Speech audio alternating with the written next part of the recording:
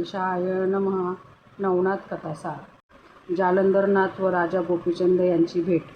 मैनावतीने कानिफापासून वचन घेऊन गोपीचंदाच्या मनातील भीती नाहीशी केल्यानंतर दुसरे दिवशी प्रातःकाळी गोपीचंद राजा नाथांच्या शिबिरास गेला व पायावर मस्तक ठेवून हात जोडून उभा राहिला. तेव्हा कानिफाने राजास विचारले की तू जालंधरनाथास कोणत्या जागी पुरून टाकले आहेस, ते ठिकाण मला दाखव. मग ती जागा दाखविण्यास राजा तयार झाला व ती जागा पाहून येण्यासाठी नाथांनी आपल्या एका शिष्यास त्याच्याबरोबर पाठविले. स्थळ त्या शिष्यास दाखवून राजा परत आल्यानंतर कानिफाने राजास सांगितले की आता कोणत्या युक्तीने जालंधर महाराजास कृपा बाहेर काढतोस ते सांग. हे ऐकून गोपीचंदाने प्रार्थना केली, महाराज, मला काहीच समजत नाही. मी सर्वस्वी तुम्हा शरण आहे. माता, पिता, गुरु, त्राता सर्व तुम्ही आहात. मी आपला केवळ सेवक आहे.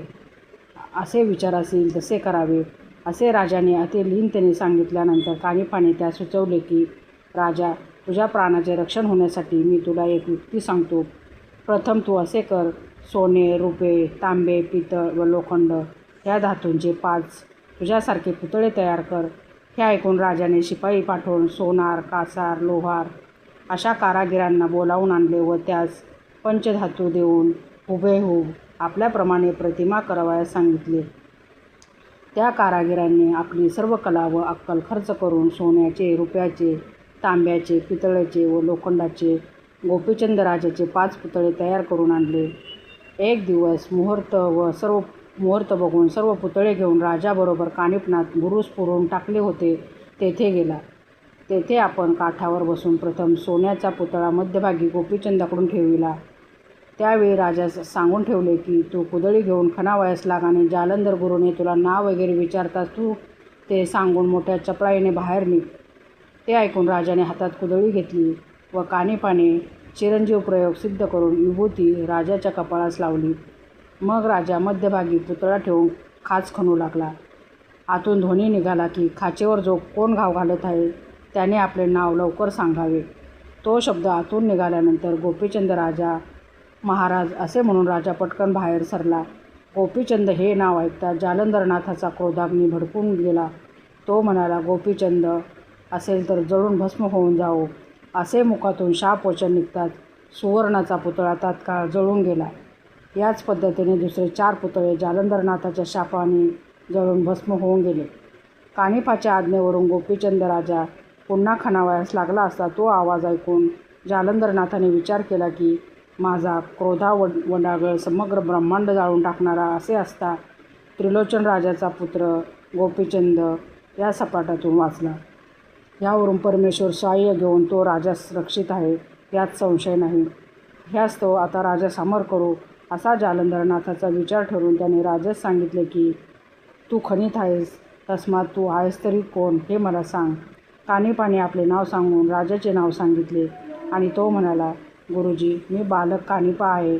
आपला शोध करून या ठिकाणी आलो आहे. माझे डोळे आपल्या चरणाकडे लागले असून ते माझ्या दृष्टीस केव्हा पडतील असे झाले आहे. म्हणून गोपीचंद राजा खाच उकरून आपल्यास बाहेर काढण्याची तजवीज करत आहेत. ते शिष्याचे भाषण ऐकून आतून ध्वनी उमटला की गोपीचंद राजा जिवंत राहिला आहे तर तो अमर होऊन जगामध्ये वास्तव करो असा आशीर्वाद देऊन बाहेर काढण्याची आज्ञा केली. बहुत दिवस खड्ड्यात राहिल्यामुळे जमीन घट्ट होऊन गेली होती. मोठ्या मोठ्याने घाव घालावे लागले. तेव्हा आतून शब्द निघाला की तुम्ही आता खणू नका, स्वस्थ बसा. मग जालंधरनाथाने शस्त्रास्त्र जपून वज्रास्त्र काढून घेतले. तो माती दोहो बाजूस झाली. नंतर गुरु शिष्यांची नजरानजर झाली. त्यावेळेस कानिफाचा कंठ सद्गतीत होऊन त्याच्या डोळ्यातून अश्वे गळू लागली. मग जालंधरनाथाने आपल्या शिष्यास पोटाशी धरून म्हटले की या समयी तू येथे होतास म्हणून राजा वाचला. इतक्यात गोपीचंद राजाने जालंधरनाथाच्या पायावर मस्तक ठेविले. तेव्हा त्याने त्यास कवटाळून धरून त्याच्या मस्तकावर आपला वरदहस्त ठेविला आणि आशीर्वाद दिला की प्रळयाग्नीतून तू आता चंद्र सूर्य आहेत तोपर्यंत पृथ्वीवर राहा. मग मैनावतीने पाया पडून सांगितले की महाराज, लोभ्याच्या द्रव्य ठेवा सांडल्यावर किंवा आंधळ्याची काठी नाहीशी झाल्यावर तो जसा चिंतेत पडून खिन्न होतो, 11 वर्ष माझी दशा झाली होती.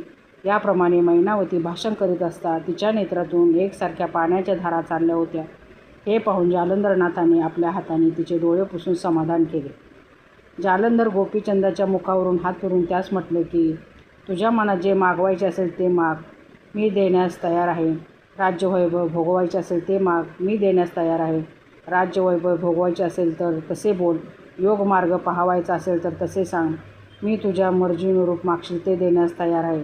मी तुला अमर केले आहे, पण राज्यवैभव चिरकाळ राहावायचे नाही, कारण हे जेवढे वैभव दिसते आहे तितके सारे नाशिवंत आहे, असा बोध करून त्यास सांगितले. त्यावेळी गोपीचंद राजाने मनात आणले की राजवैभव शाश्वत नाही. जालंधरनाथाची योग्यता विलक्षण प्रकारची असून तो चिरंजीव आहे. आज 11 वर्षापर्यंत पुरून राहिला असता जसाच तसाच कायम. ह्याच्यापुढे यमाची प्रतिष्ठा म्हटली म्हणजे काय, हात जोडून उभे राहण्याची. ह्याच्यापुढे राजाची काय प्रौढी. तर आता आपणही हे अप्रतिम वैराग्य वैभव साध्य करून घ्यावे, असा त्याने मनाचा पूर्ण निग्रह करून जालंधरनाथास सांगितले की गुरु महाराज, पदार्थास अग्नीचा स्पर्श झाल्याने तो जसा अग्निमय होतो, आता मला तुमच्यासारखे करून सोडा. हे ऐकताच जालंधरनाथाने त्याची पाठ थोपटून त्यास शाबासकी दिली. मग आपला वरद हस्त त्याच्या मस्तकावर ठेवून कृपादृष्टीने त्याच्या सर्व देह अवलोकन केले व कानात मंत्रोपदेश करून त्यास सनात केले. त्यावेळी राजा संसारातील सर्व पदार्थ अश्वास्वत व नाशिवंत दिसू लागले. मग राजाने वडाचा चीक काढून जटास लाविला, कौपीन परिधान केली, कानात मुद्रा घातल्या, शैलीकंथा अंगावर फिरवली, शिंगी वाजवली, कुबडी फावडी हातात घेऊन नागपंथी म्हणविले. तसेच भस्माची झोळी काखेत व भिक्षेची झोळी हातात घेतली आणि गुरूंच्या आज्ञेची वाट पाहत तो उभा राहिला. गोपीचंद राजा बैरागी झाल्याची बातमी गावातील लोकांस आणि अंतपुरातील राजश्रेयास समजल्यानंतर जिकडे तिकडे सर्वत्र रडारड सुरू झाली. इकडे जालंधरनाथाने राजास तपश्चर्यात जावयास सांगितले. त्यावेळी त्याने राजास उपदेश केला की आपल्या 1800 स्त्रियांकडे भिक्षा मागवयास जा. भिक्षा मागताना शिंगी वाजवावी, माई भिक्षा घाल असे प्रत्येकीस म्हणावे. भिक्षेच्या मिशाने स्त्रियांची भेट घेऊन तपा करता निघून जावे. मग गुरुची आज्ञा शिरसामान्य करून गोपीचंद राजा स्त्रियांकडे भीष मागवया करता निघाला. राजास त्या स्थितीत स्त्रियांच्या दुःखास भरती आली. त्यावेळी त्यांना इतके रडू लोटले की त्या झालेल्या कल्लोहामुळे ब्रह्मांड अकलूकून गेले. राजाचे गुण स्वरूप आदी करून आठवून त्या दुस्सह शोक करू लागल्या. मुख्य राणी लुमावती व दुसऱ्या चंपिका करीती अशा साऱ्या स्त्रियांनी एका मागोमागून एक जवळजवळ येऊन त्यास घराडा घालून वेढून टाकले. त्या त्याची प्रार्थना करू लागल्या की ईश्वर सत्तेने जे व्हावायचे होते ते झाले, पण आता येथेच राहून योगमार्ग चालवा, कोठेतरी दूर जाऊ नका. आम्ही विषय सुखाकरता आपला छळ करणार नाही. तुमच्या मुखचंद्राकडे पाहून आनंद मानून राहू. हुकूम कराल तिथे पर्णकुटिका बांधून देऊ, तेथे खुशाल राहावे. आम्ही सेवा चाकरी करून आयुष्याचे दिवस सुखाने काढू. स्त्रियांनी त्यास तेथे राहण्याबद्दल फारच आग्रह केला, पण राजाने त्यांच्या भाषणाकडे बिलकुल लक्ष दिले नाही. उलट त्यांचा धिक्कार करून त्यांना दूर जायला सांगितले. परंतु मोहपाशाने गोवून टाकल्यामुळे स्त्रियांना दूर जावेना. त्या म्हणाल्या, पतिराज, अरण्यात आपणास एकटे राहावे लागेल. तेथे तुमच्याशी गोड गोष्टी कोण करेल. तेव्हा शिंगी कुबडी ह्या मजशी गोष्टी करतील, असे राजाने उत्तर दिले. राजाने त्यास सांगितले की जमिनीचे आसन व आकाशाचे पांघरून मला पुरेल. कुबडी व फावडी या माझ्या दोन्ही बाजूला निजतील. धुनी पेटवून थंडीचे निवारण करेन. व्याघ्रांबरावर वज्रासन घालून बसल्यानंतर शेकडो पुरुष, बायका व मुले तेथे हाजी हाजी करावयास तयार असतील. घरोघर माझी आई बापे, भाऊ बहिणी असतील. ती मजवर पूर्ण लोभ करतील. कंदमुळाची गोडी अन्नाहून विशेष आहे. कौपीन फाटल्यावर इंद्रिय दमनाचा कासोटा घालीन. जर ही अंगावर असलेली कथा फाटली तर योग आचरून दिव्य कथा परिधान करीन. सगुण निर्गुण या दोन्ही शिंगी व कुबडी कधीच फुटावयाच्या नाहीत. आगम निगम यांच्या तारा त्यांना बळकट आहेत. कुबडी फावडी जीर्ण झाल्यानंतर खेचरी भुचरी या दोन आदे विदे या दोन्हीकडे प्रकाशित राहतील. मीही तन्मय होऊन निरंजनी लक्ष घालून स्वस्थ निजेल.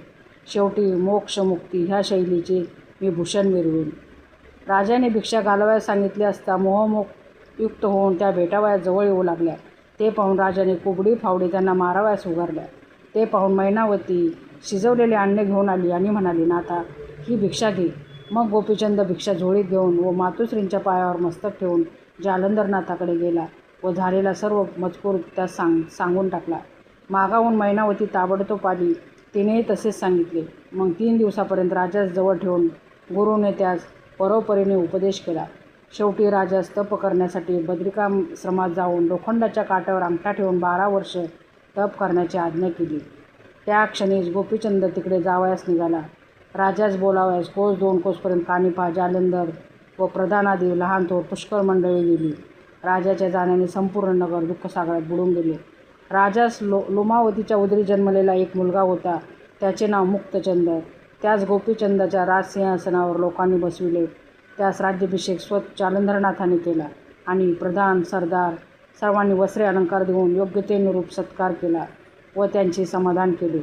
मग अंतपुरात जाऊन सर्व स्त्रियांचे समाधान केले व मुक्तचंद यास गोपीचंदाच्या ठिकाणी मानून समाधानाने राहावयास सांगितले. नंतर कानिफा व त्याचे शिष्य जालंधरासह महिन्यापर्यंत तेथे राहिले.